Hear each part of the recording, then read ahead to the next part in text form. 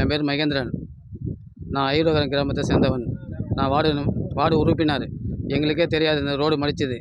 District chairman Jayachandran road மடித்து அவர் நிலத்துக்காக road போட்டு போகிறார். எங்களுக்கு இது பாதிப்பு அதிகம் ஏற்படுது.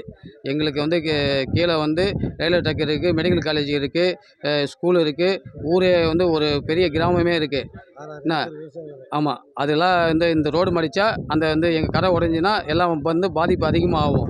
இதை எங்களுக்கு இந்த ரோடை போடாத அளவுக்கு தடுத்து நிப்பாட்டி எங்களுக்கு செயல்படுத்தி விடணும்.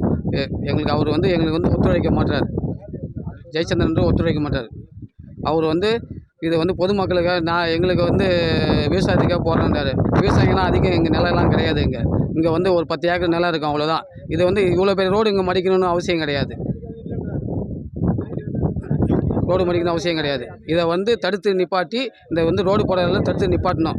அது நிப்பாட்டலாம். நாங்கள் மீறி நாங்கள் பொதுமக்கள்லாம் சேர்ந்து எங்கள் ஊர் பொதுமக்கள்லாம் சேர்ந்து சாலை மறியலில் ஈடுபடுவோம்.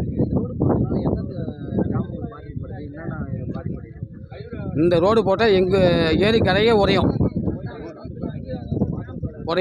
ஐரோகரம், சிந்தாமணி இதெல்லாம் பாதிப்பு. ரயில்வே ட்ராக்லாம் பாதிப்பாகும். ரயில்வே ட்ராக்கு, மெடிக்கல் காலேஜ் இருக்குது, முண்டியாமகம் மெடிக்கல் காலேஜ் இருக்குது, மெடிக்கல் காலேஜ் ஹாஸ்பிட்டல் இருக்குது. ஹாஸ்பிட்டலே பாதிப்பாகும். இந்த ஏரி உடஞ்சினா ஹாஸ்பிட்டலே பாதிப்பாகும். அவர் என்ன சொல்கிறாரு? அவர் நான் 10 நாள் சரி பண்ணுறேன் போகிறேன்றாரு.